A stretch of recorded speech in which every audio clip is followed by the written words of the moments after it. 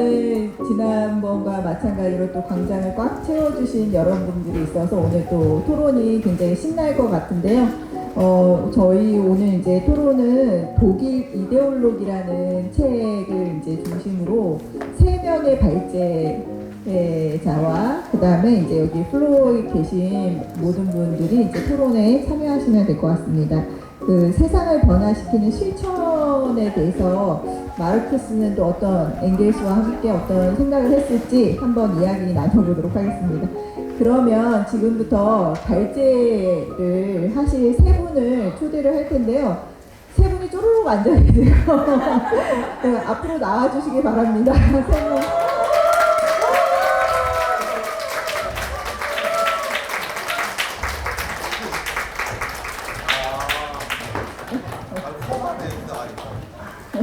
그쵸? 3분이 나오니까 횡하네요. 이 3분의 공통점이 있는 것 같아요. 본인 소개를 먼저 청해 듣도록 해보겠습니다. 안녕하세요. 저는 노은실이고요.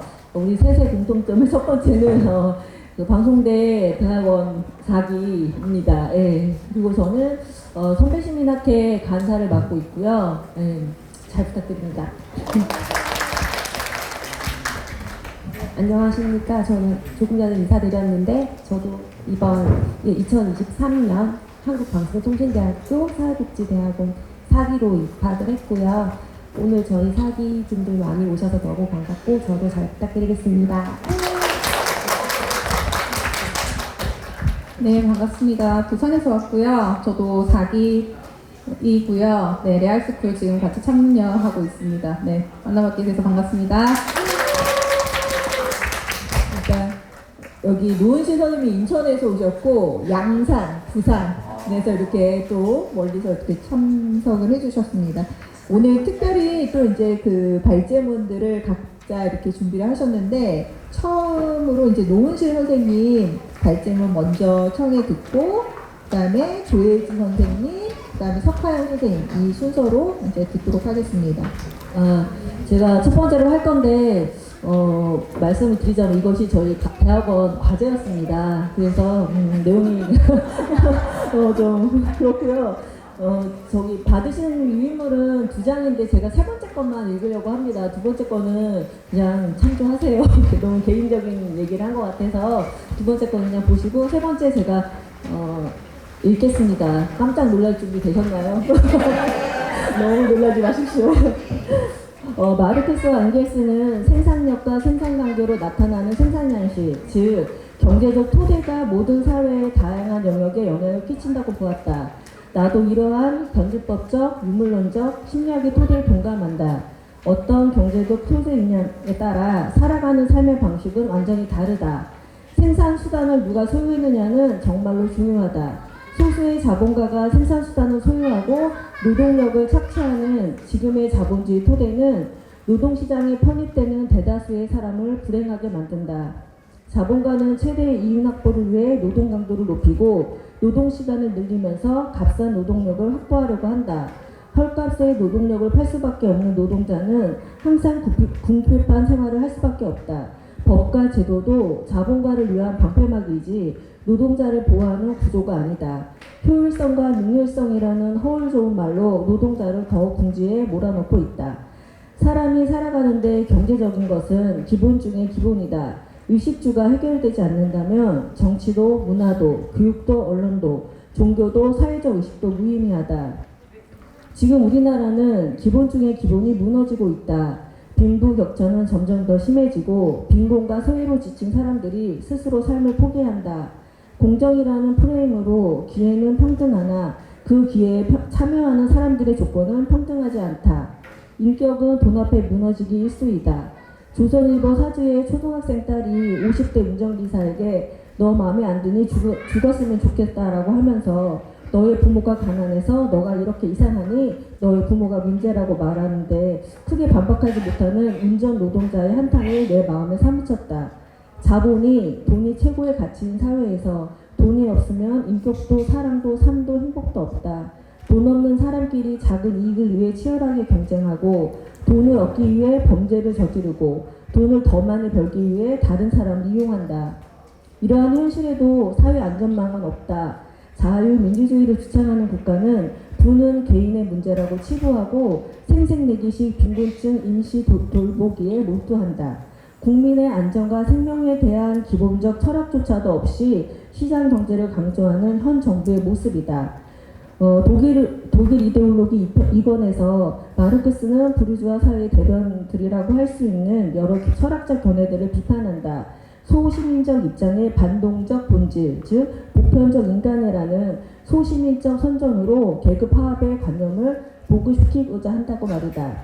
나는 이러한 비판을 읽으면서 이렇게 논제를 이야기할 수 있는 유럽의 분위기가 부러웠다. 이때는 사회주의 혁명도 이야기했고 그 이후 지금도 노동당이 있고 사민당이 있고 우리나라는 한국전쟁과 미군정을 거치면서 자본주의를 반대하는 모든 세력이 사라졌다.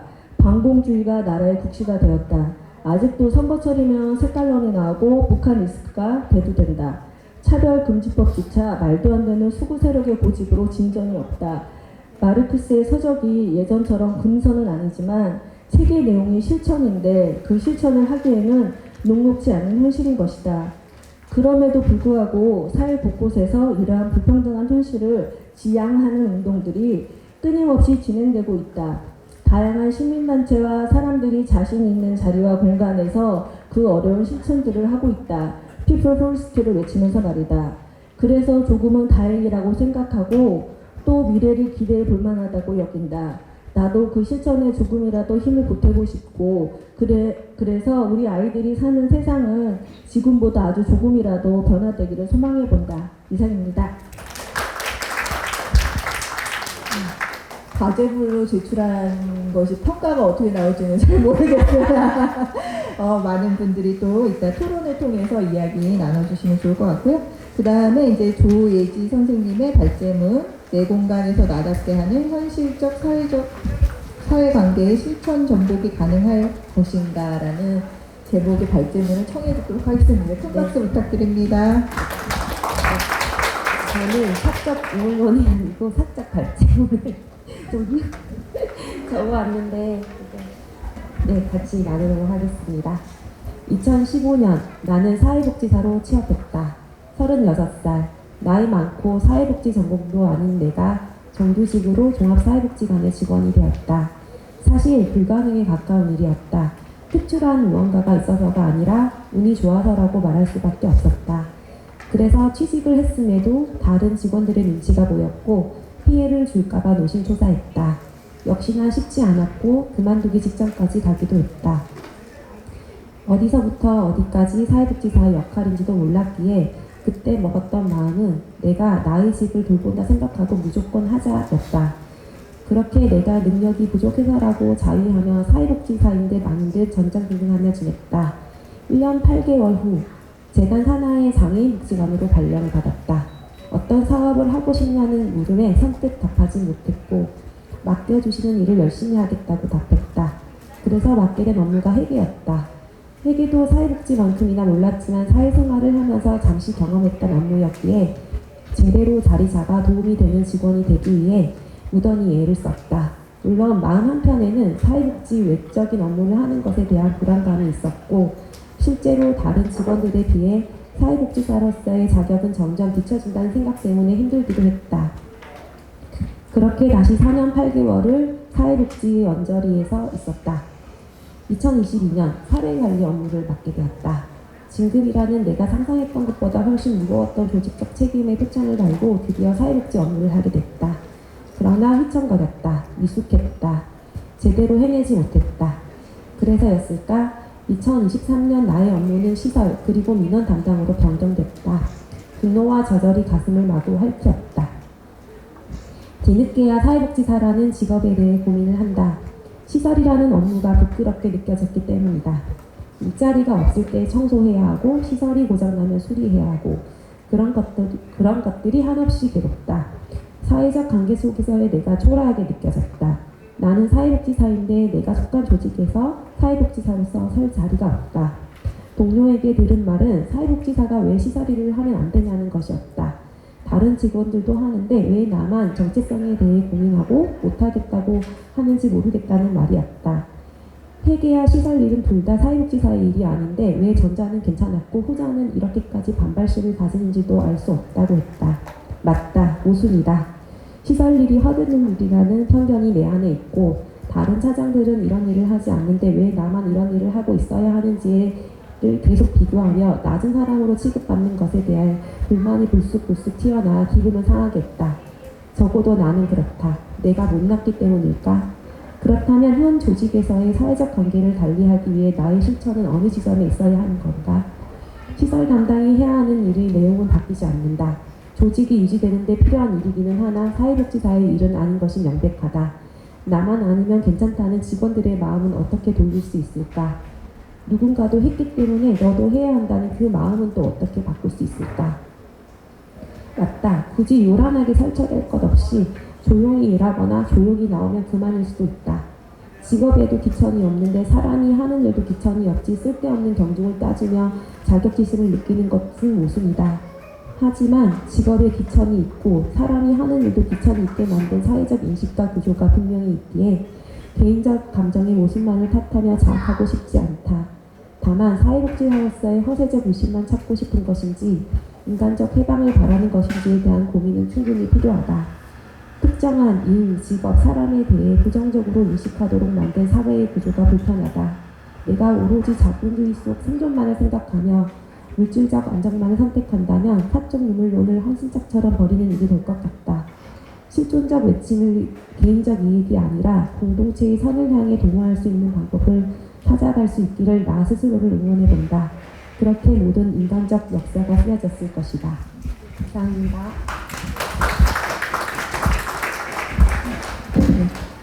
그러면 이번에는 이제 석화영 선생님의 발제문 끊임없는 변화와 실천은 우연도 필연으로 바꿀 수 있는 걸까? 라는 발제문 청해 듣도록 하겠습니다. 2021년 8월 방송대 학부 졸업이 다가올 즈음 교수님께서는 내 일상 속에서 나다운 실천을 하라고 하셨다. 나다운 실천이 뭘까? 차라리 뭘 하라고 정확하게 알려주면 좋을 텐데 그 모호한 말이 나를 더 움직이게 만들었다. 지난 2년 동안 독서 모임에 가서 토론도 하고 강의도 기웃거렸다. 책에서도 명사들도 그들은 나에게 똑같이 말했다. 행동하라고. 행동하고 있다고. 뭘 어떻게 행동하라는 거야. 그 질문은 끊임없이 나를 괴롭혔고 나는 그저 내 마음이 닿는 대로 움직였다. 그러던 지난해 10월 부산에서 선배 시민 북콘서트가 있었다. 처음으로 교수님들과 인사를 나눴다. 우연히 내 옆자리에 있었던 조혜지 선생님과 나는 그날의 북콘서트 참석을 인연으로 지금은 함께 방송대 사회복지대학원에서 그리고 마중물 레알스쿨에서 토론하는 동료로 그 인연을 이어오고 있다. 한편 방송대 사회복지학과에서는 시민이라면 정치에 관심을 가져야 한다고 했다. 다행히도 나는 세상살이에 관심이 많았던 편이라 평소에 즐겨 듣던 방송사 뉴스를 듣고 나와 생각이 비슷한 몇 명의 언론인들이 전달해주는 정보들을 통해 정치를 이해했다. 그렇게 5년이 넘게 나는 그 사람들의 생각을 들어왔다. 누군가는 나에게 편향적이라며 지적했다. 그럴 때면 난 속으로 말했다. 아니야, 내가 잘못된 게 아니고 너네가 잘 몰라서 그런 거야. 그렇게 올해 3월부터 방송대 사회복지대학원에 들어오게 되었고 바쁜 일상 속 나는 몇 명의 언론인들과 자연스럽게 멀어지게 되었다. 그리고 의도치 않게 사회과학 세미나의 조별 과제로 독일 이데올로기라는 책을 공부하게 되었다.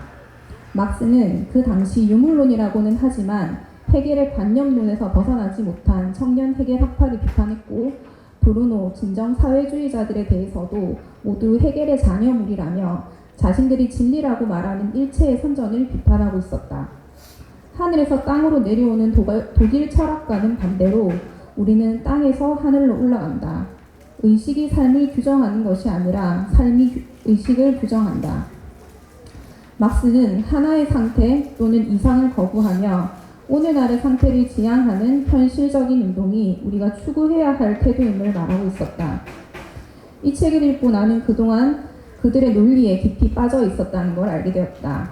그들이 말하는 것이 영원한 진리인 줄 알았던 것이다. 그것이 한때는 진리였을지는 모르겠으나 내가 추구해야 할 방향은 그것이 아니었다. 이념에서 벗어나 현실에서 끊임없이 변화하는 아다운 실천이 진리였던 것이다. 그리고 어쩌면 나는 이미 알고 있었을지도 모른다.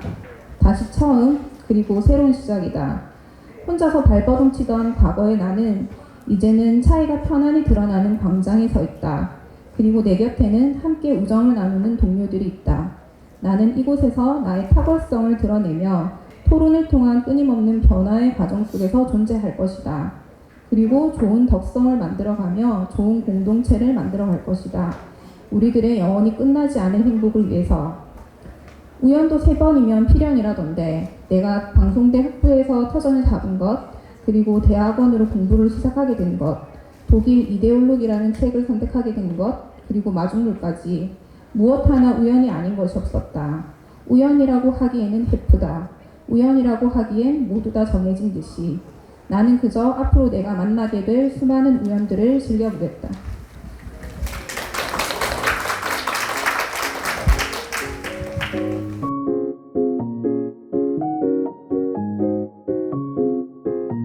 일단은 늘 사회와 발제를 위해서 노고가 장난이 아닌데 박수 한번 치고 시작합시다. 지난 시간에는 아리스토텔레스의 공동체에 대한 얘기였다면 오늘은 마르크스를 대상으로 실천에 대한 얘기를 해보려고 합니다. 그래서 먼저 보시면 공동체를 만드는 우정이었고 오늘은 세상을 변화시키는 실천에 대한 얘기고요. 다음 시간에는 비판에 대한 얘기, 푸코의 비판에 대한 이야기를 좀 해보려고 합니다. 다시 한번 말씀드리면 이제 저희들이 마중물이 그래도 크게 지향하고 있는 그 기본적인 그 지도가 우리가 상상상 지도라 그러는데 people first라는 것을 중심에 놓고 그리고 우리가 학습 동아리들을 매개로 해가지고 시민들을 조직하고 그리고 그 시민들을 조직된 그 시민들과 함께 프락식스 실천을 한다는데 오늘 이제 중심적으로 얘기하는 건 저기서 이제 프락식스라는 의미 우리가 시민 정치학에 대한 논의들을 해보자 하는 것이 이번 그 마중물 세미나의 목표였었으니까 오늘은 프락식스에 대한 이야기를 본격적으로 좀 해보려고 하고요. 그러려면 마르크스 얘기를 해야 되는데 마르크스에 제가 뭘 초점을 맞출 거냐면 변증법이라는 거, 그 다음에 프락식스 실천이라는 거, 그 다음에 이제 세 번째가 유물론이라는 거. 여러분들은 유물론이 뭐라고 생각하십니까? 뭐 유물을 캐는 건가 고고학인가 이렇게 생각하는 분들도 있고 물질이 의식에 우선한다. 물질로 모든 걸 설명한다. 뭐 이 정도 수준을 우리가 알고 있는데 사실은 유물론이 뭔지에 대한 이야기까지 이렇게 얘기를 하게 되면 오늘 이제 제 얘기를 할 것 같고요. 저기서 아주 핵심적인 건 뭐냐면 변증법과 유물론을 매개하는 것이 저 프락식스다. 프락식스로 해석된 마르크스는 어떨까? 이런 이야기들을 제가 좀 해보려고 합니다. 그리고 이제 마르크스를 얘기할 때 우리가 빼놓을 수가 없는 것이 친구인 엥겔스하고의 우정이고 독일 이데올로기라든가 이런 것들도 엥겔스랑 같이 쓴 거다 이렇게 이제 보면 사실은 함께 보면 될 것 같고요. 그래도 어찌되었거나 독일 이데올로기니까 독일 이데올로기가 이 저서에 어디에 위치되어 있나 이런 걸 보려고 하거든요. 보통 마르크스가 출생을 해가지고 박사학위를 받고 그 다음에 자기네 독일에서 이렇게 출판사 사장도 하고 이제 그 논평을 하고 이랬을 때 초기에 소위 얘기하는 자유주의자들의 휴머니스트로 이렇게 자리매김을 했던 데서 이제 이 망명을 하면서 실질적으로 이제 사회주의자로 변해가거든요. 그것을 매개하는 책이 저희 본 것처럼 독일 이데올로기 포이에르 바하에 관한 태제의 공산당 선언이거든요. 그래 이제 무르익으면서 구체적인 비전에 대해서 고민하고 자본주의의 분석에 대해서 고민하고 자본론이거든요. 그래서 저 가운데 있는 하나의 어떤 이제 철학이라든가 실천에 대한 것들이 이제 잘 정초돼 가는 데 있는 책이 이제 이 독일 이데올로기다. 근데 우리가 의외로 독일 이데올로기를 잘 읽지 않았거든요. 그래서 독일 이데올로기를 매개로 해서 프락식스를 좀 얘기해보자 이런 얘기고요. 자, 그래서 이제 아까 얘기한 것처럼 제일 먼저 변증법에 대한 얘기를 한다고 했는데 변증법에 대한 이야기를 한번 좀 해보려고 해요. 여러분들도 알다시피 제가 건배사를 많이 좋아하는데 오늘도 우리 톡톡에서 전부 다 또 준비를 해줘가지고 이제 건배사를 하게 될 텐데 건배사 때문에 디프를 안 가겠다 이런 사람들도 있는 건 건가요? 그래서 제가 오늘 상당히 중요한 문제 제기를 한번 해보려고 하는 건 거예요.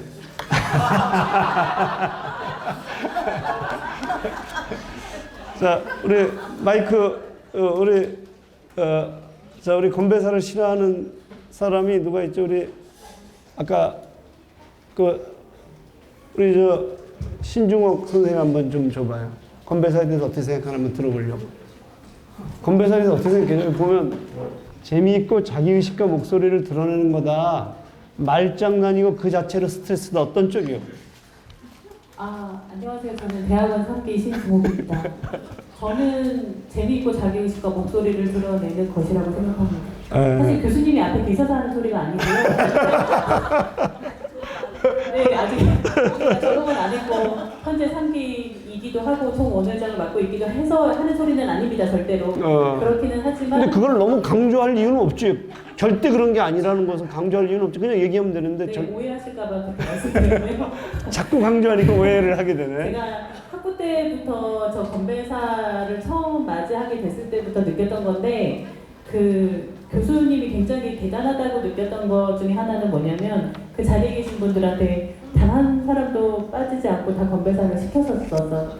그래서 굉장히 천재적인 기억력을 가지고 계신 분이다라고 해서 놀라웠었고 그런 자리에서 단 한 번도 자기 목소리를 내지 않았던 분들이 그 건배사를 통해서 자기 얘기를 하시더라고요. 그 건배사 하기 전에 뭐 자기 얘기를 하고 건배사를 하시잖아요. 그러면서 자기의 목소리를 드러내도록 이렇게 끌어내주시는 그런 거를 제가 보면서 정말 건배사는 정말 잘 하고 있는 실천 중에 하나이지 않을까 그런 생각을 했었습니다. 그래서 저거는 말장난은 아니라고 생각합니다. 그러니까 이제 건배사에 대해서 부담스러워하지 않은 그 직장에서 건배사 하자 그러면 좋아하오? 어때요? 안녕하세요. 제가 마중물에 처음 왔을 때 제 자체 목소리가 이렇게 바이브레이션이 있다고 그만큼 제가 많이 떨었던 사람이거든요. 목요광장 하면서 그만큼 그 자기소개 하나도 못해가지고 심적 부담감 엄청 느꼈었고요. 그 건배사도 마찬가지예요. 처음에는 몰랐어요. 그냥 아무나 하는 줄 알았는데 이게 다 의도된 거였더라고요. 근데 저는 저 두 가지가 결국은 같은 거라고 생각합니다. 왜냐면 둘 다 맞아요. 말장난이기도 하고 자체로 스트레스이긴 한데 이게 말의 어폐이긴 하지만 조금 행복한 스트레스? 좀 감당할 수 있을 만큼의 스트레스 이 정도이라고 생각을 해서 그 의도에 충분히 공감을 하고 앞으로 계속 해갔으면 좋겠습니다. 우리 선생님은 대학원생이 아니기 때문에 오른쪽도 가능하다 이렇게 얘기를 하는 거예요. 우리 이정민 선생님은 그 직장에서, 마중물 말고 직장에서의 건배사는 어때요? 직장에서의 건배사는 아무 말 대잔치죠. 네. 그런데 그 아무 말 대잔치가 다 끝이 똑같습니다. 위하여. 그냥 뭐를 위하여, 모든 걸 위하여. 그런데 우리 마중물에서의 건배사는 그렇게 하면 안 되죠. 네. 네. 어쨌든 건강한 스트레스, 삶의 긴장을 주는 스트레스. 네. 자, 제가 변증법을 얘기하는데 왜 이걸 가지고 왔느냐? 이게 제 이제 질문인 건가요? 우리가 변증법 하면 아주 간단하게 찬반 토론이다 이렇게 생각하면 돼요. 찬반 토론. 이게 소크라테스의 건배사는, 건배사가 소크라테스의 변증법. 찬반 토론이다. 그럼 이제 어떻게 되냐면 건배사의 진실은 뭡니까? 이렇게 물으면 스트레스죠. 갑질이에요. 이렇게 얘기를 할 수 있잖아요. 건배사를. 왜냐하면 건배사를 할 때 주로 상층에 있는 사람들이 이렇게 권위주의적인 것을 하기 위해서 할 때가 많고 또 시킬 때조차도 굉장히 좀 이렇게 권위주의적인 거니까 그래서 쓸 때 이제 A라는 사람이 건배사는 갑질이에요. 그랬더니 B라는 사람은 건배사라도 해야지 우리가 한마디씩 하죠. 이렇게 얘기를 할 수 있잖아요. 그래? 그러면 그런 데가 어디 있는데? 그러면 아이고 마중물에 갔더니 그것은 건배사가 누구나 다 평등하게 얘기하고 자기의 개성과 고유성을 드러내려고 해. 그래서 우리는 절대 위하여를 하면 안 돼요. 이렇게 이제 얘기를 한 거에서 우리 위하여를 하면 안 되거든요. 남자도 있는데 위하여 그러면 차별적인 건배사니까 이렇게 저희가 얘기는 하지만 사실은 그 얘기는 뭐냐면 자기의 의도를 드러내고 자기의 고유성과 자기의 느낌들을 드러내는 하나의 수단으로서의 건배사예요. 이렇게 얘기하면 사람들은 아까 처음 시작할 때 건배사는 스트레스였는데 얘기를 듣다가 보니까 건배사가 그렇지 않을 수도 있는 건가요? 누구 어떤 관계에서 어떤 내용을 담냐에 따라서 완전히 달라질 수 있잖아요. 그러면 이제 어떻게 되면 찬반 토론을 하는 과정을 쓰다 마중물식 건배사는 이런 거네요. 여기 이제 합의되는 건가요? 마중물식 건배사는 우리가 해도 되겠죠. 이렇게 되는 건가요? 그래서 아까 처음에 건배사에 대해서 어떻게 생각해? 그러면 건배사는 스트레스예요 하고 반대를 했는데 그 반에 대해서 좋은 건배사도 있을 수 있잖아요. 그렇게 되면 이게 또 반대에 대한 또 반대잖아요. 그럼 찬반이 붙다가 맨 마지막에 어떻게 수렴되냐 하면 마중물식 건배사는 괜찮네요. 이렇게 얘기하는 게 합의인 건가요? 그래서 이제 제가 말씀드리고 싶은 것은 뭐냐면 이 변증법이라는 것은 기본적으로 어떠한 진리에 도달하기 위해서 대립되는 것들을 놓고 끊임없이 그 합을 찾아가는 것이 이 변증법이다 이렇게 보면 돼요. 이게 이제 어떤 거냐면은 소크라테스가 소위 얘기하는 찬반 토론인 건고 우리로 치게 되면 그 경쟁식 비경쟁식 그럴 때 경쟁식 토론이다. 그래서 정이 있으면 건배사는 좋은 것이다. 바나나는 길다. 그럼 그거에 대해서 바나나가 왜 길어? 코끼리가 더 길지. 코끼리 코가 더 길지. 이렇게 얘기를 하게 되면 내가 얘기하는 것은 과일 중에서 얘기하는 건 거야. 이렇게 얘기하면 그럼 수박이 더 길잖아. 내가 얘기하는 것은 전체 통 둘레와 길이에서의 바나나를 얘기하는 건 거야. 그러면 기네. 그럼 이제 그 조건이 붙는 거죠. 마중물식 건배사는 이 좋은 의미가 있는 거야 하는 것처럼 바나나를 그런 조건으로 길이와 너비에 비례해서 보게 되면 바나나가 긴 이 작물이네 이렇게 이제 되는 거겠죠. 제 얘기는 뭐냐면 보다 정확한 진리에 도달하는 방법으로서 변증법이라는 걸 쓰는 거죠. 그러니까 소크라테스가 계속 어떻게 돼요? 정의라는 건 뭐야? 그럼 정의라는 것은 강자의 이익이야. 그러면 강자의 이익이면 이것도 정의야? 그건 아니네 하면서 막 하다가 맨 마지막에 어떻게 되냐면 스스로가 자기의 그 찬반을 통해 갖고 자기 진리에 도달하잖아요. 이게 이제 소위 얘기하는 이제 이 변증법이다 이렇게 보면 돼요. 그래서 우리는 어쩌면 다 변증법적인 방식으로 살고 있는 건가요? 살고 있는데 그런데 해결에 이르면 이 변증법에 대한 얘기가 확 달라져요. 그 정도의 어떤 그 토론의 찬반을 찾는 진리에 도달하는 방법이었던 건배사가 어떻게 되냐면 이 변증법이라는 것은 말이야 정신이 자기의 어떤 이 절대 정신을 찾아가는 여정이야 이렇게 얘기를 해요. 절대 정신을 찾아가는 여정이야. 이 얘기는 뭐냐면 내가 있잖아요. 그리고 이렇게 타자가 있잖아요. 나하고 타자하고 어떤 그 자기 의식이 있을 거 아니에요. 자기 의식이 있는데 그 자기 의식이 내 것이 내 의식이 내게 아닌 건 거예요. 타자와의 관계 속에서 내 의식이 만들어졌거든요. 제가 여러분들 오늘 만나서 여러분들 오늘 토론하면서 처음에 갖고 왔던 의식이 토론을 하면서 또 이 끝날 때 좀 많이 바뀌잖아요. 그리고 또 한 가지는 이미 내가 내 의식이라고 했던 것들 속에 이미 배운 거라든가 경험한 거라든가 타자와의 관계 속에 다 들어가 있거든요. 그러니까 이제 이 해결은 뭐라고 얘기했냐면 자의식, 자기의식을 찾아가는데 그 자기의식이 변증법적인 과정으로 찾아져 이런 얘기를 해요. 자, 이게 한번 볼게요. 이게 이게 제 나름대로 상당한 그림인데 갑자기 여기에서 장면이 달라졌다고 하는 것은 당황스러운데 자, 여기서 보게 되면 어떻게 되냐면 여기서 내 생각이 있어요. 이게 순수한 내 생각이에요. 그리고 타자는 타자 나름대로 순수한 자기 생각일 거 아니에요.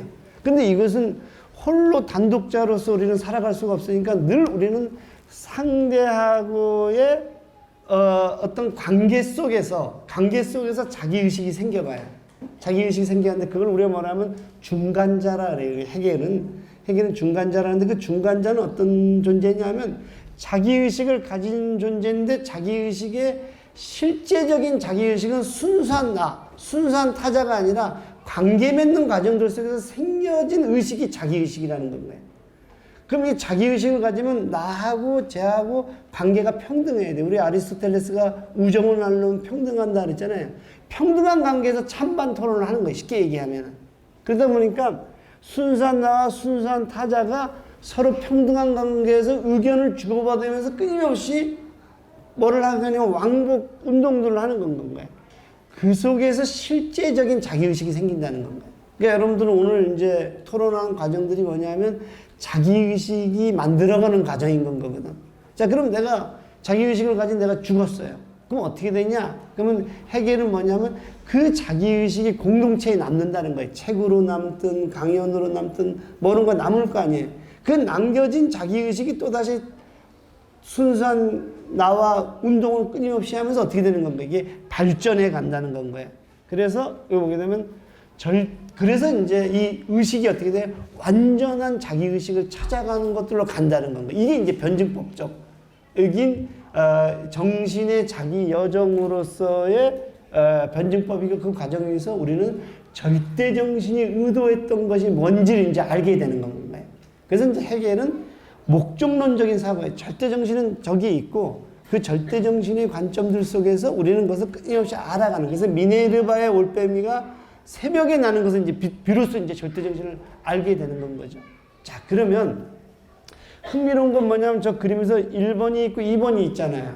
그럼 1번하고 2번의 차이는 뭐냐면 1번의 절대정신의 의식들이 어디로 나타나냐 하면은 우리의 행위로 나타나는 거, 우리의 문화로 나타나는 거, 물질로 나타난다는 건가요. 그러니까 우리가 하나님이 생각하는 세상이 있단 말이에요. 그 세상은 우리는 아직 깨닫지 못해요. 그런데 끊임없이 하나님은 우리에게 그 세상을 보여주고 있어요. 뭘로 보여주냐면 이 자연 속에서, 우리의 관계들 속에서. 그래서 이제 저 얘기는 뭐냐면 의식이 물질의 정신들을 실현해 간다는 건 거예요.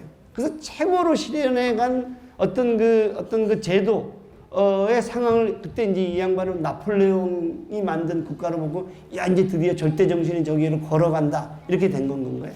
자, 그러면은 지금 본 것처럼 요렇게 이제 정신의 여정들을 거치면서 자기 정신을 드러내는 건가요? 자, 그런데 지금 요 전제는 뭐냐면 내가 중간자로서의 왕국운동을 통해서 평등한 과정들 속에서 절대정신을 찾아가는데 현실은 어때요? 현실은 우리가 아까 얘기한 것처럼 우리 조혜재 선생님이 얘기하지 못하고 그 다음에 우리 석하영 선생님이 부장님이 얘기했다가 회사를 그만두고 그러잖아요. 현실은 불평등한 건가요? 현실은 불평등하게 존재하는 거예요. 그러니까 여러분들이 봤을 때 이 현실은 그럼 불평등하지 않아? 그러니까 현실은 어떻게 되냐면 주인과 노예로 존재한다는 건가요? 주인과 노예로 늘 존재한다는 건가요? 평등하지 않고. 자, 그러면 보신 것처럼 자유로운 인간으로 살려면 내가 내 삶의 주체가 돼야 돼. 내 삶의 의식의 주체가 돼야 돼. 의식의 주체가 되는데 현실은 주인과 노예로 존재하는 건가요? 나는 내 삶의 자의기 의식을 가진 하나의 어떤 이 독립적인 주체로서 내 삶이 존재가 되고 그것을 인정받으려고 하는데 현실은 주인은 그렇게 되는데 노예는 그렇지 않다는 건가요? 그래서 이게 주인과 노예인 건가요? 그래서 이제 주인과 노예를 한번 볼게요. 주인은 자유로운 자예요. 원하는 것을 마음대로 해요. 그래서 주인은 자유롭고 자유를 인정받은 자예요. 그래서 저 사람을 주체로서 인정받은 자가 이제 주인인 건가요? 이게 되죠. 근데 반면에 노예는 아까 얘기한 대로 주체로 인정받지 못해 비존재예요. 그리고 그는 자기의 목소리도 가지지 못하고 그리고 끊임없이 주인에게 종속된 자예요. 주인에게 속박된 자거든요. 자, 그런데 이러다가 보니까 주인은 뭘 하냐면 노동을 안 해요. 레이버를 안 해요. 그러니까 사물과 관련된 일을 안 하는 거예요. 그러니까 운전도 누가 해요? 운전기사가 하는 건가요? 그렇죠? 그러니까 이제 여기 보게 되면 주인은 사물과 관계된 일을 안 해요.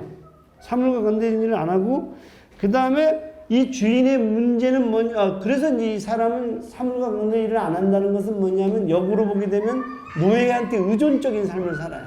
근데 사실은 의존적인 게 아니라 지시하는 삶을 사는 건 거지. 그렇죠. 그러니까 옆에다 회계사도 갖다가 두고, 그 다음에 아까 얘기했는데 요리사도 갖다가 두고, 정원사도 갖다가 두고, 다 이게 자기가 할 일들을 자기가 노예한테 의존을 하는 건 거죠. 그래서 이 사람은 이제 이렇게 자기 일들은 안 할 뿐만이 아니라 어떤 일들을 하냐면, 노예가 있어야지만이 자기가 주인이 되는 건 거예요. 노예가 존재해야지만이, 노예가 일을 해줘야지만이 주인이 되는 건 거예요.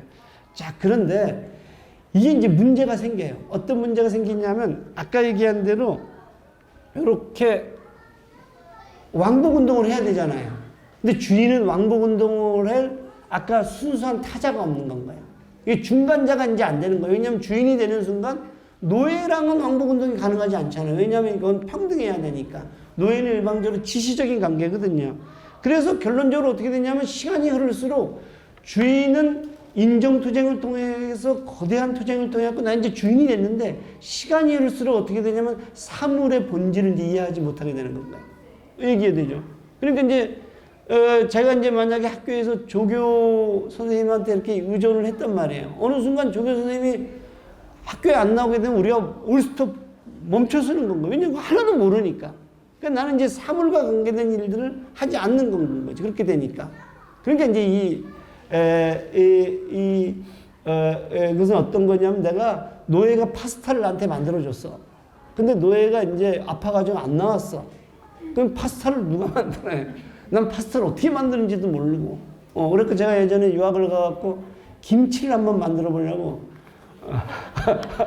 김치를 만들어 보다가 피클도 넣고, 중국 차이니스 립도 넣고 나중에 이게 터져버렸어요, 이게. 그러니까 제가 그때 알았어요. 아, 나는 사물과 관계된 일들을 그동안 안 해왔구나. 그런데 이제 이 문제는 뭐냐면, 노예의 입장인 건 거예요. 노예의 입장은, 노예는 어떤 일들이 벌어지냐면, 노예는 이제 깨닫기 시작해. 갈수록 어떤 걸 깨닫냐면, 주인은 나를 통하지 않고서는 이 세상을 제대로 살 수가 없구나. 이 세상과 제대로 관계할 수가 없구나. 이제 이런 것들을 깨닫게 되는 건가. 이 사람은 나한테 의존적인 사람이구나. 그래서, 그런데 왜 이 사람은 나를 인정하지 않지? 이렇게 이제 깨닫기 시작하는 건 거예요. 그래서 노예는 이제 자기가 어떻게 하기 시작하냐면, 자기가 독자적으로 내가 주인이 되려는 준비를 하는 건 거예요. 근데 크게 세 가지가 있다는 건 거예요. 노예가 독자적인 의식으로 발전하는 세 요소가, 첫 번째가 뭐냐면은 깊은 두려움이에요. 깊은 두려움. 깊은 두려움은 뭐냐면, 자기가 이렇게 시키는 대로 하다가 보니까 내가 이러다가 죽겠구나 말이야. 내가 과로로 죽겠구나. 이런 걸, 이게 깊은 두려움을 깨닫는 건 거예요. 내 생명에 이제 내가 문제가 되겠구나. 이거는 내가 하라는 대로 하면 안 되겠는데? 이런 뚜렷한 의식을 갖게 되는 것이 깊은 두려움이에요. 그리고 두 번째는 뭐냐면 섬김이에요. 이제 해겔이 얘기하는 건데, 섬김은 뭐냐면 내가 저 사람을 섬기는 건가요? 섬기는 건 뭐냐면 주인의 욕망을 내가 충족시켜 주는 건가요? 근데 그것은 어떤 건가요? 내 욕망을 희생하고 충족시켜 주는 건가요? 뭘 깨닫냐면, 섬김의 과정에서 나는 끊임없이 내 욕망을 억제하고 있구나. 그래서 이제 그걸 깨닫기 시작하고, 야, 나는 어디 간 건가요? 이런 생각을 이제 하게 되는 건 거예요. 그러고 나서 이제 이 양반은 뭐냐면, 세 번째가 뭐냐면, 노동인 거예요. 그런데 봤더니 모든 것의 물질적인 생산이라든가 모든 것이 움직이는 것은 내 노동에 기반하고 있구나. 그러면서 자기가 그 노동을 하는 과정들 속에서 이 사람은 사물과 만나고 세상과 만나잖아요. 세계와. 그러면서 이제 어떻게 얘기하냐면, 자기는 독자성을 가지고 있다라는 것을 다 아는 건 거예요. 내가 나무를 벨 때 나무가 어떤 상태인 건지, 나무도 나름대로의 고유성을 가지고 있구나. 타자도 고유성을 갖고 있는 걸 다 알게 되는 건 거예요. 그래서 이제 이것을 알게 되는 순간, 어느 순간 깨닫는 의식이 생겨요. 이게 이제 노예의 의식이 생기는 거예요. 그래서 노예가 어떻게 되냐면, 이제 나야말로 주인은 나에게 오히려 의존해갖고 나야말로 독자성을 가지고 있고 자기의식을 가진 존재구나. 깨닫는 순간 노예와 주인은 어떻게 돼요? 역전이 일어난다는 건가요? 이게 주인과 노예의 변증법인 건가요? 자, 그런데 여기서 재미난 것은 뭐냐면 두려움만 있으면 안 돼요. 이런 어떤 그 주인과 노예의 역전관계를 하면 섬김과 노동이 함께 있어야지만이 이 가능하다는 거예요. 아까 얘기한 두려움만 있으면 어떻게 되는 건가요? 야, 이렇게 안 되는데, 근데 이제 자기가 노동도 하고 내 욕망들을 억압돼 있다 이렇게 돼야지만이 이런 변화들을 일으킬 행동을 한다는 겁니다. 또 역으로 두려움이 없고 그냥 섬김과 노동만 있으면 어떻게 돼요? 굉장히 기술적인 서비스맨이 된다는 건가요? 그래서 이제 헤겔은 뭐라고 얘기하냐면 자신의 어떤 이 자기 의식들을 가지고 주인과 노예의 변증법적인 전환이 일어나려면 어떻게 해야 되냐면은 아까 이런 세 가지 요소들을 가지고 일어나기 시작해야 된다 이런 건 거예요. 자, 그러면은 아까 얘기한 대로 주인과 노예의 변증법은 이 노예가 이제 완전히 다른 관계들을 갖게 되는 건 거죠. 자, 그래서 그걸 제가 한번 적어봤는데, 자, 정반합으로 한번 가볼게요. 정반합으로 가게 되면 이 정반합이 아까는 그냥 단순한 대화를 하는 건 건가요? 그래서 진리를 깨닫는 거라면 헤겔은 어떤 강점을 갖냐면 역사 속에서 정반합을 얘기해요. 그리고 갈등과 투쟁 속에서의 정반합을 얘기해요. 아까는 의식의 관계들 속에서 그다음 내가 진리를 찾는 수준에서의 아까 찬반 토론이었잖아요. 근데 헤겔은 피가 뚝뚝 떨어지는 얘기를 하는 거거든요. 주인과 노예의 역사였다. 모든 역사는 주인과 노예의 역사인데 노예는 끊임없이 주인과의 대결하는 과정들 속에서 자기의식을 가지고 아까 절대정신을 갖는 그런 과정들 속에 종속되고 그것이 변증법이다 이렇게 얘기를 해요. 자, 그럼 보게 되면은 먼저 정하고 반이 있잖아요. 정하고 반은 아까 주인과 노예예요. 주인과 노예에서 주인은 어떠냐면 타자가 존재하지 않아요. 아까 얘기한 대로 노예를 타자로 인식하지 않으니까, 평등하지가 않으니까. 그리고 노예의 노동에 자기가 예속돼 있어요.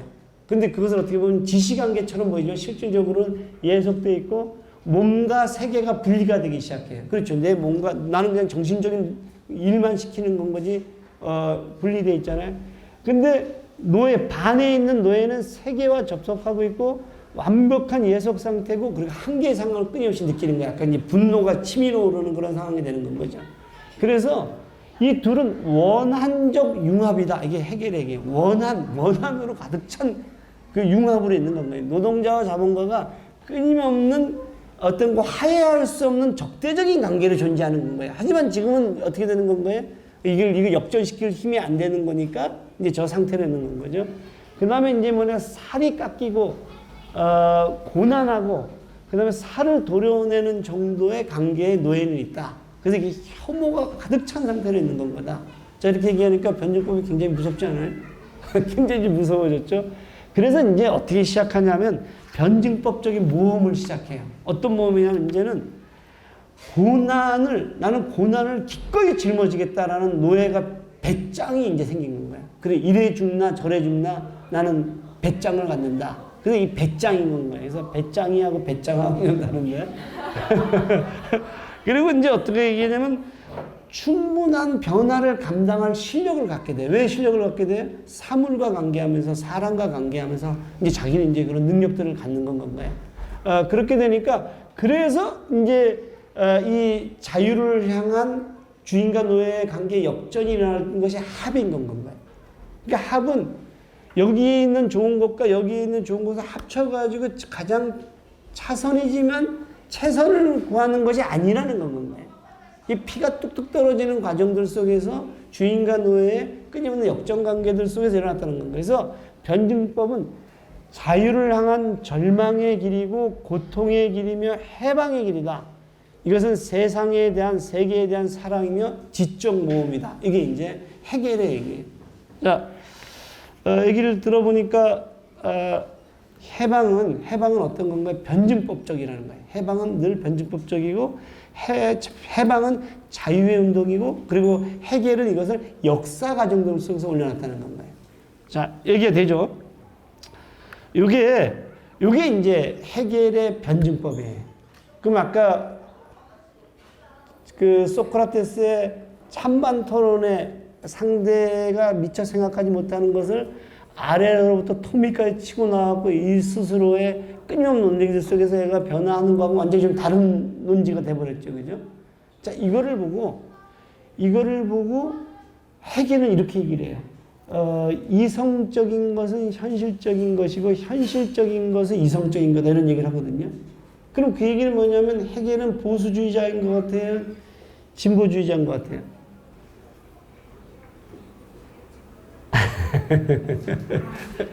어떤 것 같아요? 이게 이 현실적인 것이 이성적인 거야. 이렇게 하면 보수주의자인 거지. 현실을 전부 다 인정하는 거니까. 근데 이성적인 것은 현실적인 거야. 그렇게 되면 이성적인 것으로 현실이 바뀌어야 되는 건 거거든. 그래서 이게 굉장히 진보적인데 사실 이제 해겔에 대해서는 그래서 굉장히 이중적인 건 거예요. 그리고 또 해겔이 갖고 있는 취약성은 뭐냐면 이것을 정신현상학으로 설명해. 아까 이해가 되죠? 아까 처음 시작할 때 제가 보여드린 거 있죠? 요거. 절대정신의 자기 발현의 과정이니까 이것이 노예의식, 주인의 의식, 이렇게 선언을 하는 건 거예요. 그리고 그 의식들이 현실로 내려온다고 설명을 하는 건 거예요. 자, 그러면은 여러분들은 이 의식들이 현실로 내려와야 된다라고 얘기할 때 이것을 진보적인 것들로 인식하고 해겔 밑으로 막 모여들었던 사람이 소위 청년 해겔학파예요. 청년들인데 진보적인 의식을 가진 거예요. 거기 누가 들어가 있냐면 포이에르, 바흐, 브루노, 그 다음에 이제 마르크스가 들어가요. 근데 이 사람들이 주로 박사학위를 받은 사람이 박사 클럽 그러거든요.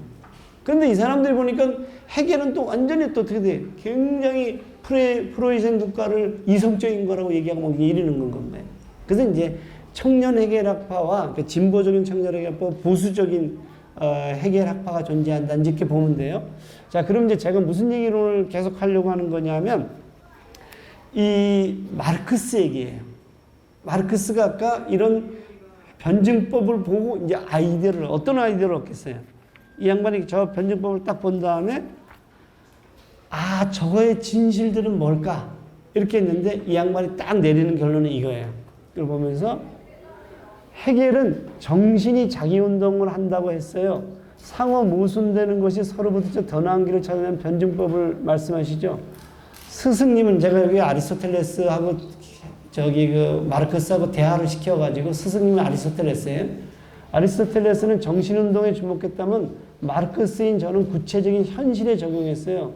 인간관계가 노예제 사회, 봉건적 사회, 자본주의 사회가 다르잖아요. 이런 관계의 변화를 변증법적으로 고찰했죠. 아까 해겔은 인정의 투쟁으로서의 의식관계들을 가지고 변증법을 갖거든요.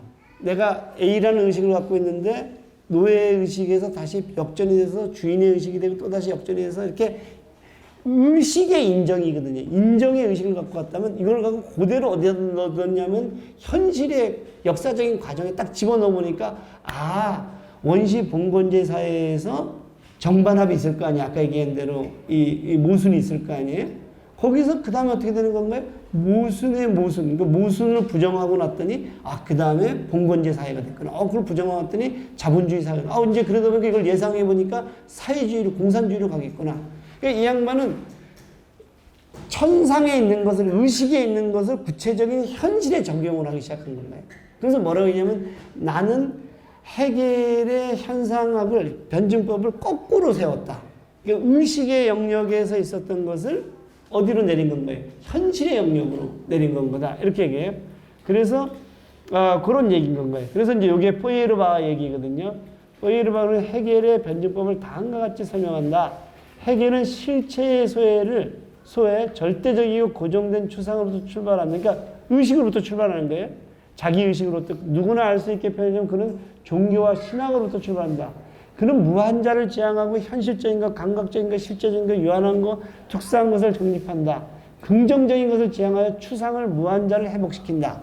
이게 이 사람 뭐냐? 정신의 현상학인 거죠. 이게 정신의 현상학이 되는 거예요. 이게 이제 포이에르바인데 마르크스는 해겔에 대해서 이렇게 얘기를 해요. 머리로만 생각하는 존재의 지향이며, 그러니까 그 정반합이 머리로만 생각하는 지향이며, 머리로만 생각한 사유재산이 도덕사상으로 지향된다. 이 사고에 의한 지향은 자신의 대상을 현실 속에 방치해 두면서 대상을 극복했다고 뻥치는 건 거다. 이렇게 이제 보는 건가요. 이러면서 이제 이 양반은 어디로 내려냐면 구체적인 물질 세계로 내려와서 변증법을 이제 설명하기 시작하는 건가요. 자, 그래서 이 본 것처럼 하늘에서 추상의 의식의 세계로 누가 얘기해요? 해겔이 얘기했다면 그것을 어디로 끌고 내려오냐면 땅으로 내려와요. 그래서 땅과 구체적인 삶의 세계에서 오히려 위로 올라가는 건가요? 이게 이제 마르크스의 변증법이거든요. 자, 그래서 이제 본 것처럼 이렇게 하늘에서 땅으로 내려오는 독일 철학과는 정반대로 한번 읽어봅시다. 마이크가 어디 계시오? 내가 계속 읽다 보니까 갑자기 억울해졌어. 왜 나만 읽는 건 거예요? 아까 발제도 3명이었는데.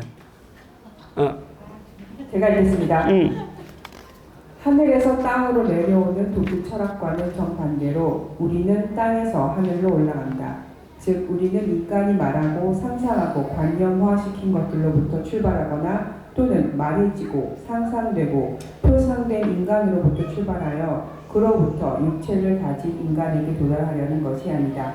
오히려 우리는 현실적으로 활동하는 인간으로부터 출발하며 또한 그의 현실적인 생활 과정 속에서 이 생활 과정의 이데올로기적 반영과 반향을 서술하려고 한다. 네. 해겔이 우리가 관념론이라 그러거든요. 저 관념이 우리의 현실 세계에 녹아내려서 현실을 규정한다고 봤다면, 그래서 그 현실은 저 관념의 절대 정신을 쫓아가면서 변해가는 거라고 봤다면, 마르크스는 어떻겠어요? 현실의 구체적인 것들 속에서 관념이 만들어진다는 건가요? 역으로 보는 건 거지. 제가 지금 이제 이 설명한 이 핵심이 이게 유물론이거든요. 지금 제가 유물론을 설명하고 있거든요. 이해가 되죠? 자, 그래서 지금 얘기한 대로 이렇게 역전시키는 건 건가요? 역전시키면서 구체적인 현실이 정신으로 이렇게 나타나기 시작한다는 건가, 오히려. 자, 그런데 여기서 재미난 게 있어요. 제가 아까 그 영상을 만들면서 이거 한번 보세요. 이거 한번 다른 분이 한번 읽어볼까요? 밑에 있는 거. 아리스토텔레스는 인간이나 공동체가 어떤 목적, 즉 텔레스를 갖고 있다고 했잖아요. 그런데 저는 이 관계가 어디로 갈지에 대해 예측은 하지만 그것이 반드시 예정되어 있다고 말하지는 않아요. 왜냐하면 과정은 실천 과정에서 결정되기 때문이에요. 요거 보시면 이게 이제 핵심이에요. 해겔은 절대 정신을 향해서 가요, 이렇게. 그리고 절대 정신이 발현되는 과정이 역사적 과정이거든요. 그러니까 이 사람은 어떻게 돼요? 해방의 목적이 있는 건가요? 궁극적으로는 미네르바의 올빼미는 날게 돼 있어요, 이제 그 진리를 향해서. 근데 마르크스는 뭐라고 생각했냐면 그것이 예정돼 있지 않다는 건 건가요? 아까 지금 얘기한 것처럼. 그럼 예정돼 있지 않으면 어떤 건 건데? 이랬을 때 제가 그림을 그려볼게요. 이 녀석이 이렇게 이제 정신이 아까 정반합으로 이렇게 가잖아. 아까 이렇게 정반합 가는데 얘가 저 위로 안 올라가고 지멋대로 가요. 근데 지멋대로 가는 것들도 재미있지만 두 번째 재미있는 건 뭐예요? 얘 정신이 밑에 있는 2번의 현실에서 정신으로 올라가는 건가요? 이해가 되세요? 그러니까 현실에서 정신으로 올라간다는 것은 뭐냐면 정신은 현실의 반영인 거죠. 어떻게 보면 정신의 영향을 받는 건 거죠. 그러니까 저 얘기는 뭐냐면 첫 번째는 목적이 정해져 있지 않고 두 번째는 마르크스의 변증법은 구체적인 현실로부터 사고 과정이 생긴다는 건가요? 예를 들면은 아까 우리가 이런 질문들을 했단 말이에요. 대학원생이라서 아까 건배사 좋다고 하는 거지? 이렇게 얘기를 했단 말이에요. 그럼 본인이 아니라고 하지만 저는 그게 기라는 걸 알고 있어요. 왜냐하면 존재가 뭘 규정하는 거예요? 아무래도 의식을 규정한단 말이에요. 그러니까 여기서 보면 2번이 1번을 규정하는 겁니다. 아까 해겔은 어떻게 됐어요? 해겔은 아까 그 그림을 자세히 보시면 이렇게 돼 있잖아요. 이렇게 1번이 2번을 규정하는, 이렇게 하살표를 아래로 내렸잖아요. 저는 하살표를 잘 보셔야 돼요. 근데 이거는 역으로 이렇게 2번에서 위로 올라가고 그러면서 얘가 이렇게 구부러지잖아요. 이렇게 방향을 잃어버리고. 그러면 방향은 뭐가 결정하는데? 이랬더니 그건 실천이에요. 이게 마르크스 얘기예요. 이게 실천에서 생겨나는 건가요? 실천이 결정하지 예정돼 있지 않아요. 이렇게 이제 얘기를 하는 거거든요. 자, 그러면 제가 이제 지금부터 말씀드리려고 하는 것은 실천하고 유물론 얘기를 해보려고 하는 거예요. 실천과 유물론이 뭐냐 이런 얘기예요. 자, 그래서 이제 실천 얘기를 해볼게요. 그래서 이렇게 돼요.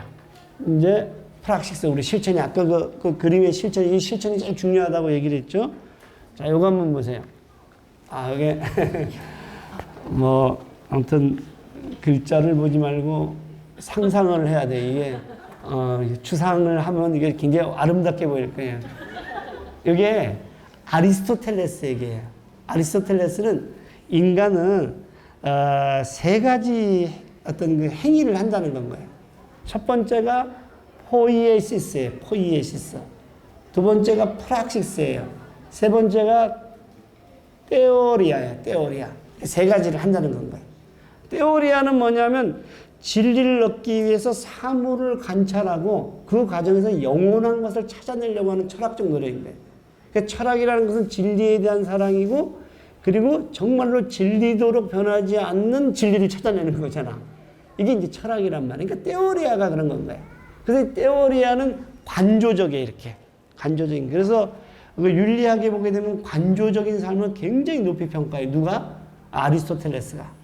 그런데 프락시스는 뭐냐면, 프락시스는 공동체에 나가서 정치적인 삶이에요.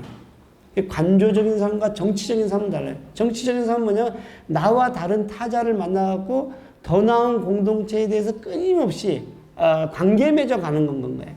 그러니까 아까 얘기하면 나는 내 탁월성을 드러내야 되는데, 내 탁월성이 드러나면 어떻게 되냐면 그게 행복인 건 거죠. 탁월성을 드러내서 행복하려고 하는데, 그러려면 좋은 공동체가 있어야 되고, 좋은 공동체는 준 폴리티콘, 정치적인 과정 맺음이라는 것을 통해서 우정을 만들고, 우정을 통해 갖고 만들어지는 건가. 요 행위가 프락시스예요. 프락시스예요. 자, 그러면 포이에시스는 뭐냐? 포이에시스.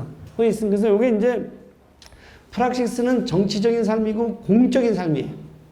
아리스토텔레스는 정치적인 삶과 공적인 삶에 나올 수 있는 사람은 누구냐 하면은 재산이 있는 남성이에요. 그리고 저걸 우리가 시민이라 그래요. 자, 보세요. 여기 보게 되면 폴리스 속에서 좀 폴리티콘으로 하는 게 요건 건가요? 프락시스예요. 그 행위가. 그리고 철학자들의 이 테오리아가 이제 저 위에 있는 거죠.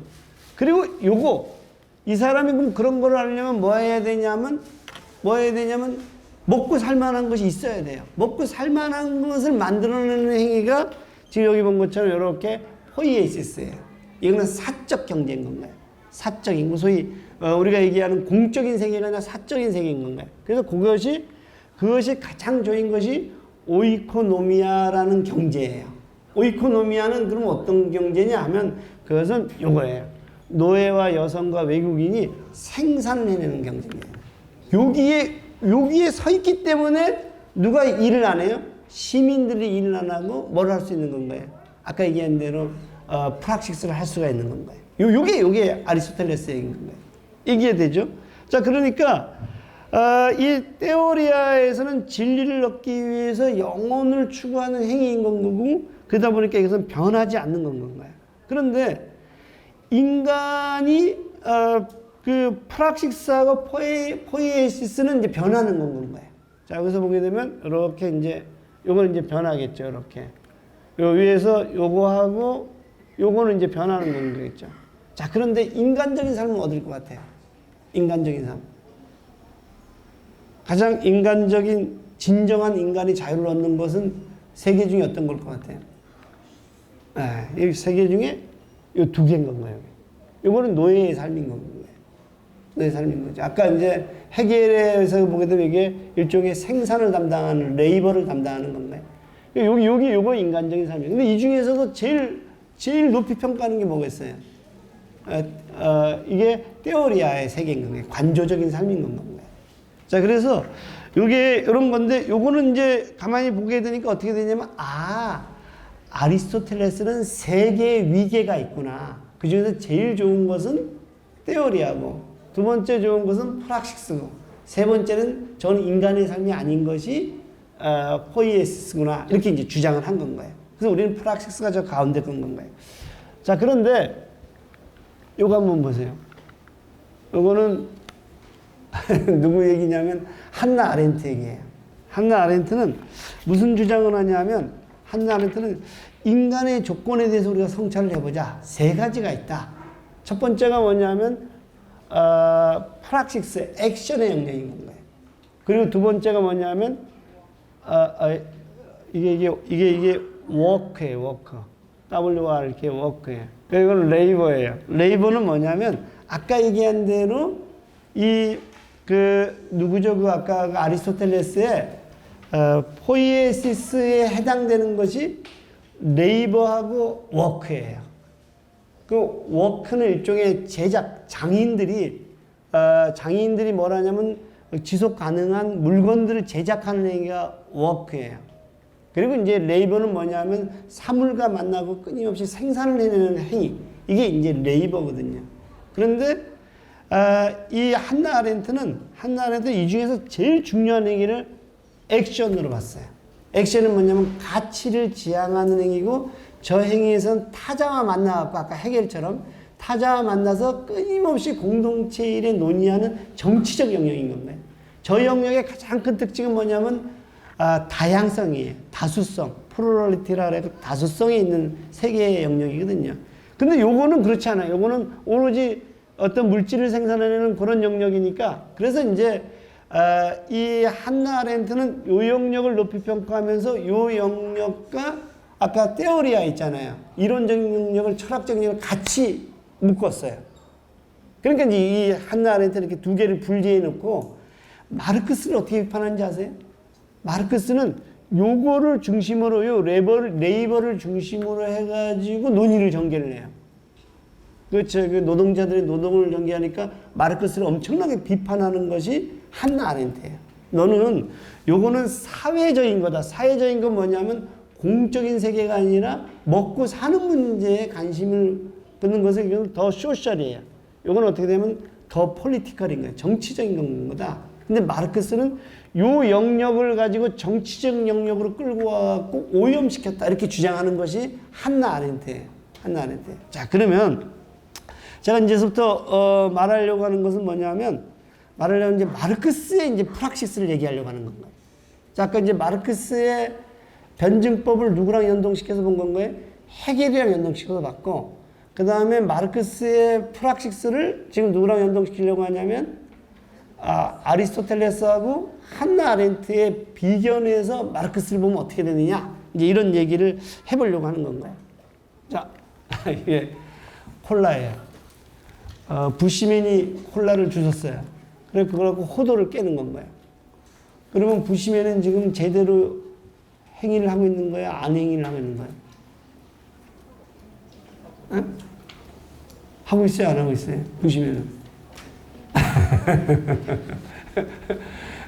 제대로 행위를 안 하고 있다라고 아리스토텔레스는 얘기하는 건가요? 왜냐하면 저기의 사물들은 다 자기 본성이 있어요. 그리고 본성이 잘 드러났을 때, 탁월성을 잘 드러날 때 저 사물은 행복해요. 그러니까 바이올린을 누가 가져야 되면 바이올린을 잘 키는 사람이 가져야 거의 탁월성을 드러내는 거니까. 그런데 마르크스는 저건 본성이 없다는 건가요? 저것이 뭔지를 알려면 제가 뭐로 실천하고 있는 거에서 결정이 된다고 하는 건가요? 이게 마르크스에게서는 프락시스예요. 프락시스. 이해되죠? 자, 제가 생각하는 나예요. 나는 생각한다. 그러므로 존재해. 나는 생각하는 나인데, 내가 생각해 보니까 저것은 이 사물은 이렇게 생겼어. 세상은 이렇게 생겼어. 마르크스는 이렇게 생각하지 않아요. 나가 존재하고 사물이 존재해서 내가 사물을 생각하고 의식적으로 정복하고 알아가는 과정이 존재하지 않는다는 건가요? 실천 과정에서 그게 결정되는 건가요? 나하고 대상은 실천 과정에 한 묶여져 있다는 건가요? 나하고 대상이 이렇게 떨어져 있지 않다는 거예요. 나는 주체고 쟤는 대상이고 존재하는 것이 아니라 내가 행위하기 시작할 때 그 대상은 나와 함께 존재한다는 건 거지. 그러니까 어떻게 되냐면 마르크스는 정복해야 될, 알아야 될 것들이 존재하지 않는 건가요? 실천의 과정 속에서 그 성질이 결정된다는 건가요? 자, 한번 보세요. 제가 흑인은 흑인이고 백인은 백인이에요. 흑인은 흑인이고 백인은 백인인데 흑인이 노예가 돼요. 흑인이 노예가 돼. 백인은 지배자가 돼요. 그래서 흑인은 노예로 가고 백인은 지배자로 가요. 이것도 그랬을 때 이런 것이 가능한 것은 노예 제도라는 것이 존재하기 때문인 거예요. 그리고 제국주의의 지배 질서들이 만들어지기 때문인 건 거지. 그러니까 그 얘기는 뭐냐면 이 둘의 관계는 원래부터 정해진 것이 없다는 건 거예요. 근데 아까 아리스토텔레스는 어떻게 돼요? 원래부터 정해진 게 있는 겁니다. 그래서 그 원래부터 정해진 것을 본성을 잘 드러내는 것이 뭐냐 하면은 행복인 건 거예요. 그래서 어떤 사람은 아까 우리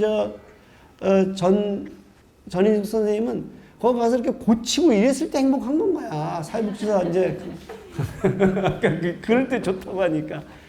그렇게 이제 정해져 있다라고 보는 거예요. 누구는 아리스토텔레스는. 근데 이 양반은 그렇지 않고 특정한 관계하면 나는 실천한다. 그러므로 특정한 관계로 존재한다. 그러니까 뭐로부터 기본적으로 특수한 것이 존재하지 않는다는 건가요.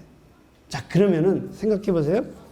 그러면은 아리스토텔레스에게서는 테오리아하고 프락시스가 어떠냐면 여지껏 세상은 해석해 왔는데 이제는 실천하는 건 거다. 실천의 과정에서 그 해석이 달라지는 건 거예요. 그러니까 이 사람은 어떻게 되냐면 이렇게 돼요. 테오리아와 프락시스는 같아요. 근데 아까 한나 아렌트는 어떻게 됐냐면 레이버는 아까 워크라든가 레이버는 무시했잖아요. 근데 이 양반은 이것도 같아요. 이게 되게 중요한 전환이거든요. 이게 왜 같을 것 같아요? 이게 왜 같을 것 같아요? 이게 이제 근본적으로 한나 아렌트와 다른 점이고 아리스토텔레스와 다른 점인 건가요? 왜 레이버와 프락시스와 테오리아가 같냐? 테오리아와 프락시스가 같다는 건 이제 우리가 이해가 돼요. 이해가 되는데 아까 그 해석된 것은 관계의 맥락들 속에서 끊임없이 관념이라는 것은 거기서 만들어지는 거니까 테오리아하고는 같고 그리고 테오리아는 목적이라는 것은 프락시스 속에서 형성되는 거니까 그래서 어디로 갈지는 그 프락시스가 결정하는 거니까 같는데 레이버는 어떻게 볼 거냐 이런 건가요? 이게 이제 핵심적인 질문인데 레이버는 우리가 왜 레이버를 천대했었을까? 예를 들면 아까 전인숙 선생님이 전인숙 선생님이 우리 그 덤프트럭 같은 거 모는 운전면허증 있지? 덤프트럭 모는 그래서 전인숙 선생님은 깜짝 놀란 거 아까 나는 그런 험한 일을 좋아한다 이랬단 말이야. 그러면 선생님이 저걸 하고 있는데 우리는 뭐라 그러냐면 저 사람 못 배운 사람인가 봐. 이렇게 되고 저 사람은 그런 자기가 좋아하는 험한 일을 하는데 임금은 어떻게 되냐면 저기 이 유류비도 잘 안 나오는 지금 현재 우리 한국의 배달 노동자들이 그렇단 말이에요. 운송 노동자들이. 그러니까 어떻게 되냐면 나는 이 일을 좋아하지만 이 일에 대한 시선이라든가 이 일에 대한 임금이 낮아서 못해. 그러니까 노동이 소외되는 건 거예요. 나의 이런 활동이 소외돼서 나타나는 것이 요거라는 건 거예요. 내가 엄청나게 많은 자동차도 만들고 집도 지고 아파트도 지었는데 그 내 소유가 하나도 없어. 그러니까 그리고 저 물건들이 나를 비웃어. 넌 이 자식 그렇게 가난뱅이 아니고. 그 얘기는 뭐냐면 이게 노동의 소외거든요. 그러니까 결론적으로 내가 좋아하는 것을 하게 하면은 같은 거라는 건가요. 그런데 여기서 노동의 소외가 발생하니까 이걸 어떻게 하는 거예요? 이거는 허드렛 일이고 힘든 일이고 생산의 일인 건 것이지 이것이 자기가 실현되고 자기가 드러나고 이렇게 안 되는 건가요. 그래서 이제 마르크스는 뭘 비판하냐면 이렇게 같이 본다는 건 뭐냐면 이거는 이제 자본주의의 착취로서의 노동, 그 다음에 노동 소외로서의 노동을 이제 비판하기 시작한다는 건가요. 이게 이해가 돼요? 그래서 이제 본 것처럼 인간은 특정한 유적인 특정한 고유한 특성을 가진 존재가 아니라 총체적인 존재다. 아까 얘기한 대로 실천의 과정들 속에서 끊임없이 그것이 만들어지는 존재다. 이러면서 본 것처럼 경제학 철학 초보에서 인간은 유적 존재라고 본인은 생각했어요. 생각하고 이게 일종의 해겔이라든가 근대 철학의 영향을 받았는데 시간이 갈수록 이 양반이 뭐라 그러냐면 어떻게 보냐면 인간은 육적 존재인데 노동을 통해서 소외가 되고 실질적으로 이 소외가 변증법적인 실천을 통해서 아까 주인과 노예의 변증법과 같은 현실에서 노동자와 자본가들의 계급투쟁이라는 걸 통해 갖고 인간이 되어가는 거죠. 그 인간은 어떤 인간인 거예요? 프락시스가 결정을 하는 거예요. 그 인간의 존재 조건들을 이렇게 이제 아리스토텔레스는 얘기하면서 여기 이제 독일 이데올로기에 나온 얘기들이거든요. 이거 한번 읽어봅시다. 일정한 방식으로 생산활동을 하는 특정 개인들은 특정의 사회적, 정치적 관계들과 관련되어 있다. 여기 이 개인들은 자신의 또는 타인의 표상 안에서 현상하는 개인이 아니라 그가 현실적으로 존재하는 바의 개인이다. 즉 그들은 자신의 의지로부터 독립된 일정한 물질적 제약, 전제, 조건 아래서 활동하는 개인이다. 그렇게 이제 또 뒤에 거요. 계속 읽어와 주세요. 인간은 그들의 표상, 관념 등의 생산자이지만 그는 생산력과 그에 상응하는 교류의 일정한 발전에 의해 조건 지어진 그대로 현실적으로 활동한다. 의식은 의식된 존재 이외의 그 어떤 것도 아니며 인간의 존재는 그의 현실적 삶의 과정이다. 이런 식으로 이제 현실적 삶의 과정들 속에서 이런 것들이 만들어진다. 이제 이런 얘기고요. 제가 이제 시간을 보니까 빨리 끝내야 될 것 같은 분위기가 있어요. 이제 마지막 유물론. 유물론은 이게 이제 유물에 대해서는 다 아니까 빨리 끝내봅시다. 유물론인데, 자, 마르크스는 저 실천의 과정에서 끊임없이 지배자들은 실천의 과정을 잘 조작해가지고 뭘 하려고 하냐면 이 사람들이 그 실천에 가서 착취되는 것을 모르도록 만드는 시스템을 만들어냈다. 이런 주장을 해요. 그래서 노동자들은 어떠냐 하면은 너 이게 노동의 대가야 하고 임금을 주지만 사실은 노동의 대가가 아니라 이 사람이 노동력을 만드는 대가, 노동력을 만드는 데 필요한 임금을 준다는 건 거예요. 그 얘기는 뭐냐면 내가 집에 가서 노동력을 만들어 갖고 와야 되잖아요.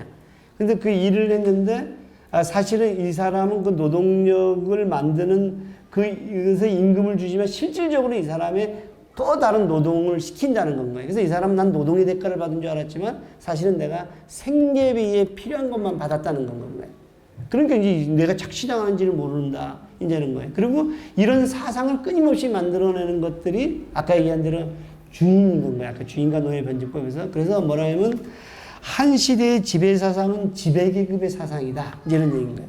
근데 요거를 이제 우리가 유물론에서 이제 보려고 한 거예요. 그래서 제가 지금 기분 같아서는 유물론이 뭐냐 이렇게 다들 물어보고 싶은데 다들 고개를 절레절레 했는데 유물론 한번 봅시다. 자, 누가 예수님이냐 이거예요. 누가 예수님이냐. 그러니까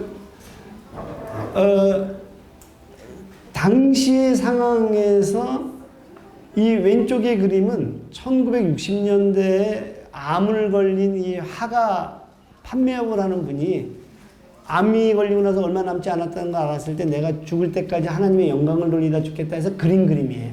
이 양반이 그림을 엄청나게 그려내요. 오른쪽은 뭐냐면 BBC가 당시 예수가 살던 팔레스타인 지역의 평균적인 보통 남자의 이미지를 그린 겁니다. 그러니까 지금 보게 되면 우리는 누구라고 얘기할 수는 없겠지만 중요한 것은 뭐냐면 오른쪽일 개연성들도 훨씬 높잖아요. 자, 그런데 문제는 뭐냐면 예수님이 어떤 것이든지 무슨 상관이에요. 예수님은 구유에 태어나서 가난한 자의 임했으면 되는 거지 꼭 잘생길 필요는 없잖아요. 꼭 금발일 필요도 없고 금발의 머리가 길 필요도 없잖아요. 당시의 남성들은 머리를 기르지 않았다는 건가요. 그런데 우리는 왜 예수님조차도 저렇게 알고 있을까? 한 것은 아까 얘기한 대로 관계가 반영된 건가요? 그렇죠? 관계가 반영된 건가요? 이게 유물론이에요. 관계가 반영된 거예요. 자, 우리는 크게 유물론에 대해서 크게 세 가지가 있어요. 하나는 보통 우리가 유물론 하면 물질이 모든 것을 결정한다는 건가요? 이게 이제 존재론적인 유물론에서 만물은 물질로 구성됐다. 불이라든가 물이라든가 탈레스 같은 사람들 있잖아요. 그렇게 얘기하는 것이 유물론에 우리는 요 정도 수준에 머물러 있어요. 물질엔 영혼도 존재하지 않아. 그건 그냥 물질의 활동들이야. 대내의 활동들이야. 이게 이제 소위 얘기하는 기계론적인 유물론, 이 소위 존재론적인 유물론인 건가요? 그리고 두 번째는 기계론적인 유물론은 뭐냐면 모든 물질들은 자기의 정해진 메커니즘에 따라서 소위 얘기하는 기계적인 움직임에 따라서 운영되는 건가? 이게 기계론적 운영이거든요. 그러니까 우리가 이제 제가 유물론이 뭡니까? 그럼 우리는 존재론적인 유물론, 우리는 존재는 물질이야. 신화로 얘기하거나 아니면 얘기했는데 우리는 그냥 어떤 특정한 정해진 기계적인 장치에 의해서 움직이고 있어요. 뭐 이 정도로 알고 있는데 사실 이제 마르크스에게서의 유물론은 우리가 얘기하는 변증법적인 유물론이다. 변증법적인 유물론이다. 자, 변증법적인 유물론은 우리가 이미 변증법을 공부했기 때문에 그리고 프락식스를 공부했기 때문에 이게 이해하기가 쉽거든요. 한번 볼게요. 변증법적인 유물론 얘기할 때 포이에르바흐로부터 가장 큰 영향을 받아요. 마르크스는 유물론자가 아니었었어요. 근데 아까 청년 해결학파에 자기 선배 박사형 한 20살 차이가 나요. 거기 갔더니 포이에르바흐가 있었는데 포이에르바흐가 이렇게 얘기를 해요. 야, 사실 말이야, 신학의 비밀은 인간학이야. 신학의 비밀은 인간학이다. 그 얘기 뭐냐면, 여기 신이 있잖아, 신이 있는데 여기에 모차르트서부터 시작했고, 여기 뭐 이렇게 달리기 선수 있잖아요. 이름 뭐죠? 우샤인 볼트의 양반? 서부터 시작했고, 아인슈타인서부터 했고, 이 사람에 대한 모든 것들을 집적했고 이상적인 하나의 절대적인 존재를 만드는 우리 관념 속에서. 그래 놓고는 이 양반을 뭐라고 얘기하는 거예요? 신이라고 한다. 그러니까 사실은 신이 우리를 지배하는 것이 아니라 우리가 신을 만들어 놓고 우리가 신의 경배를 드리는 건가요? 뭐 왜 그래요? 권력관계 때문에. 프락식스의 과정들 속에서 신이 있어야지만이 그 질서가 유지가 되거든요. 왜 그동안에 고대나 중세 때는 늘 종교 행사를 하냐면 그들을 통합해야 되는, 모아야 될 필요가 있고 그러기 위해서 인간이 만들어낸 건 거다. 이렇게 보는 것이 포이에르바흐예요. 이게 굉장히 충격적이었던 그 사이에. 그래서 아까 얘기한 대로 마르크스는 해겔의 정신의 변증법으로부터 뭔가는 아닌데 끌고 내려와야 되는데 그것을 내려오게 한 결정적 해결적인 게 포이에르바흐인 건가요. 자, 그러면은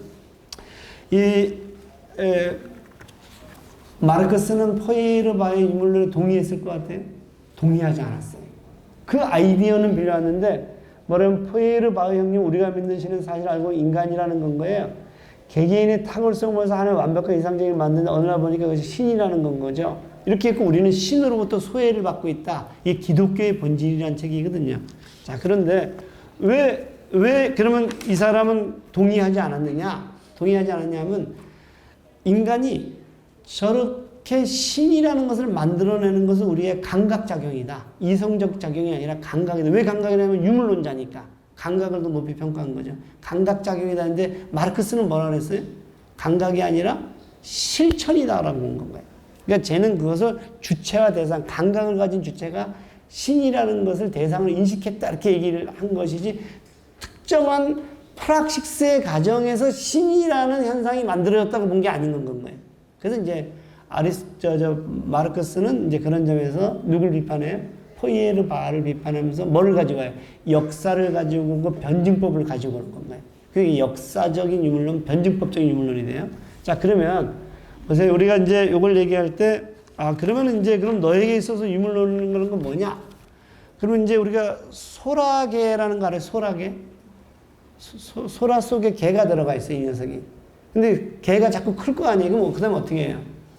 더 큰 데로 옮겨가잖아요. 그러니까 소라개와 소라의 관계를 이제 비유해서 설명하는 사람이 있어요. 뭐냐면 소라개가 이렇게 들어갔는데 얘가 커지니까 딴 데로 옮겨가야 되는 거예요. 그러니까 이게 이제 더 이상 적합하지가 않은 건가요? 생산력이 커지는데 생산 관계가 그걸 담보하지 못해요. 그랬었을 때 뭐가 나면 혁명이 일어난다. 이게 생산력과 생산 관계로서의 변화들을 설명하는 거. 누가? 마르크스가. 그래서 이제 이걸 지금 말씀드린 대로 이렇게 보게 되면 역사상 모든 충돌은 생산력과 그루 형태의 모습 속에서 그걸 찾는다. 그 역사적인 기초를 위태롭게 할 때 비로소 이런 변화가 일어난다. 그러니까 이 사람은 유물론자니까 의식의 아까 자기 의식의 과정들 속에서 정반합을 거쳐서 새로운 걸 얻게 되고 절대로 가는 게 아니라 아까 생산력과 생산관계의 모순들이 끊임없이 새로운 뭘 만들어내는 거예요. 새로운 집을 찾아내는 것인데 그것이 봉건제고 자본제고 사회주의일 거다 이렇게 이제 본 거예요. 그래서 이 양반은 이제 그것을 했는데 그것을 우리가 뭐라 하면 이게 유물론이다 이렇게 보는 겁니다. 유물론이 이게 돼요. 유물론이다. 그래서 이게 변증법적인 유물론이고 그 다음에 이제 아까 이야기한 대로 실천적인 유물론이다 이런 얘기예요. 그래서 이 양반은 그러는 과정들 속에서 국가는 왜 만들어져요? 국가는 그러한 실천이 만들어낸 특정한 형태라는 건가요? 국가라는 게. 그러다 보니까 어떻게 돼요? 국가는 늘 관계적일 수밖에 없고 그 지배적인 사상은 지배적인 관계를 반영하고 있으니까 지배적인 관계는 지배적인 사상을 반영한 거니까 국가는 늘 그런 것에 반영된 제도일 수 있다. 이렇게 이제 보는 건가요? 그게 그 얘기고요. 자, 그래서 이제 마지막 갑시다.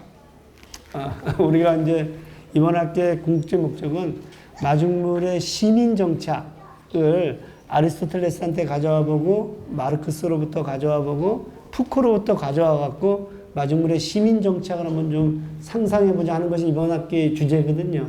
그럼 마르크스로부터의 어떤 교훈이 있을까? 이런 건데 마르크스의 이야기들을 잘 정리한 게 이거예요.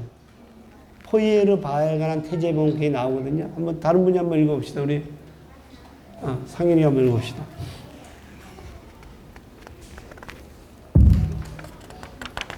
인간의 사유가 객관적 진리를 포착할 수 있는지 여부의 문제는 실천적인 문제이다. 인간의 본질은 현실적으로 사회적 관계들의 총체이다. 모든 사회적 생활은 본질적으로 실천적이다. 구태에 의한 유물론의 입지점은 시민사회이며 새로운 유물론의 입지점은 인간적 사회 또는 연합적 인류이다. 지금까지 철학자들은 단지 세계를 여러 가지로 해석해 왔을 뿐이지만 중요한 것은 그것을 변형시키는 일이다. 테오리하고 레이버하고 프락시스가 이제 하나가 되는 건 거죠, 여기서. 다 이해가 되시죠? 이해가 돼야 되는데? 돼야지 이게 마무리가 되는데, 자, 이렇게 이제 가는 건 거고, 이거 정리한 건 거예요. 그래서 이 양반에게 있어서의 해방이라는 건 뭐냐면, 해방은 뭐냐면 그 관계와 그 관계를 담고 있는 구조였잖아요. 그래서 이 관계의 변화들 속에서 구조가 바뀌는 겁니다. 그래서 본 것처럼 개인을 해방시켜 유적 존재로 편입시키는 것이 아니라 이게 자유주의자들의 태도거든요. 인간은 이런 존재인데 개인을 해방시켜서 그런 존재가 되도록 적응시키는 것이 아니라 개인의 해방을 위해서 계급 구조를 철폐하는 겁니다. 그리고 그런 것들은 프락틱스를 통해 갖고 변집적인 과정이다.